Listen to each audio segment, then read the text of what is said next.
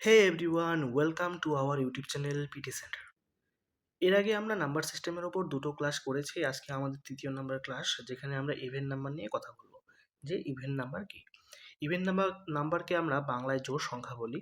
জোড় সংখ্যা কাকে বলি? যাকে আমরা 2 দিয়ে ভাগ করতে পারি তাকে আমরা জোড় সংখ্যা বলি। যেরকম 16কে আমরা 2 দিয়ে ভাগ করলে কি পাই? 8 পাই। তাহলে এই 8 একটা জোড় সংখ্যা এবং 16 একটি কি? 8 কিভাবে আমরা বললাম জোড় সংখ্যা? কারণ এই 8 কেও আমরা কি 2 দিয়ে ভাগ করতে পারি, তাহলে আমরা পাবো 4। তাহলে এক কথায় বলতে গেলে ইভেন নাম্বার কাকে বলে? যাকে আমরা 2 দিয়ে ভাগ করতে পারি তাই হচ্ছে কি ইভেন নাম্বার। তো এই ইভেন নাম্বারের একটি স্ট্যান্ডার্ড ফর্ম রয়েছে। সেই ফর্মটি হলো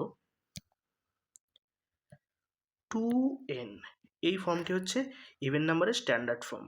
তো এই স্ট্যান্ডার্ড ফর্মে কিভাবে আমরা এর থেকে বার করব যে ইভেন নাম্বার কোনটি?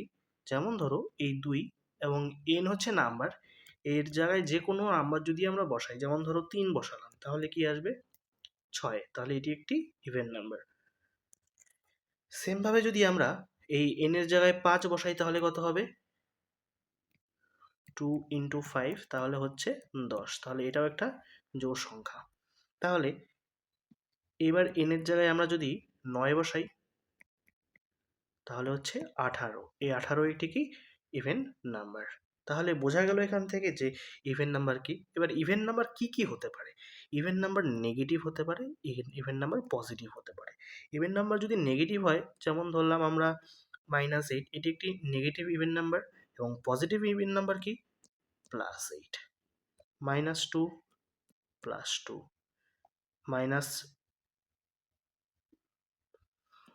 +16, -10, +10। এই সমস্তগুলি কি ইভেন নাম্বার। বোঝা গেল ইভেন নাম্বার কি। আমাদের নেক্সট টপিক হচ্ছে অড নাম্বার। অড নাম্বার কি? অড নাম্বার হচ্ছে বিজোড় সংখ্যা। অড নাম্বারকে আমরা বাংলায় বলবো বিজোড় সংখ্যা। তো বিজোড় সংখ্যা কি বা কাকে বলে? এক কথায় বলতে গেলে যাকে আমরা 2 দিয়ে ভাগ করতে পারি না তাকে আমরা বিজোড় সংখ্যা বলে থাকি। যেমন 3 একটি সংখ্যা, একে আমরা কি করতে পারবো না? একে আমরা 2 দিয়ে ভাগ করতে পারবো না। কিন্তু যদি একে আমরা 2 দিয়ে ভাগ করি, তাহলে আমাদের কি হবে? একবার যাবে, তাহলে এখানে বসছে 2, নামছে কত? 1। আমরা দশমিক দিয়ে একটি শূন্য নিলাম এবং সেখানে 5 দিয়ে দিচ্ছি, তাহলে এখানে 10 আসছে। তাহলে এখানে যে উত্তরটা রইলো, সেই উত্তরে কি পূর্ণ সংখ্যা হলো? পূর্ণ সংখ্যা হয়নি। তার মানে যে সংখ্যাকে 2 দিয়ে ভাগ যাবে না, সেই সংখ্যাকে আমরা বলতে পারি অড নাম্বার। তো এই অড নাম্বার কি? অড নাম্বারের একটি ফরম্যাট বা স্ট্যান্ডার্ড ফর্ম রয়েছে, সেটা হচ্ছে কি 2n plus minus 1। 2n plus minus 1। 2n আমরা যা খুশি বসাতে পারি, তাহলে ইন্টু দিয়ে আমরা বসালাম 5 প্লাস 1। এবার এর যে সরলতম মান হবে সেটাই হচ্ছে কি আমাদের অড নাম্বার। 5 দোকানে কত? 10, 10 আর 1 কত? 11। এখানে আমরা প্রথমে 2 আর 5কে গুণ করলাম এবং পরে 1 যোগ করলাম। এটা হচ্ছে বদমাশের ফর্মুলাতে। যাদের বদমাশ সম্পর্কে ধারণা নেই, তারা আমার ভিডিও রয়েছে আমার চ্যানেলেই, তো সেখান থেকে দেখে নিতে পারো। সেকেন্ডলি আমরা আরেকটা উদাহরণ নিই।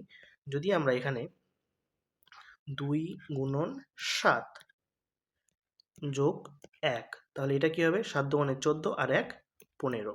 এটি কি হয়ে যাবে? একটি বিজোড় সংখ্যা। আমরা এবার এটা নেগেটিভ ভাবে নিয়ে দেখি, বা ওখানে আমাদের প্লাস মাইনাস যেখানে ছিল ওখানে একটি মাইনাস দিয়ে দেখি।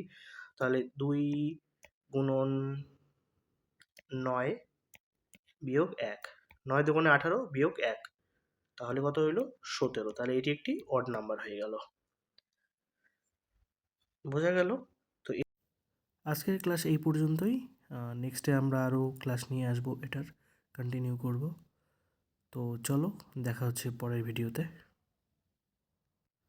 আর ক্লাস ভালো লাগলে লাইক, কমেন্ট অ্যান্ড সাবস্ক্রাইব করে দিও।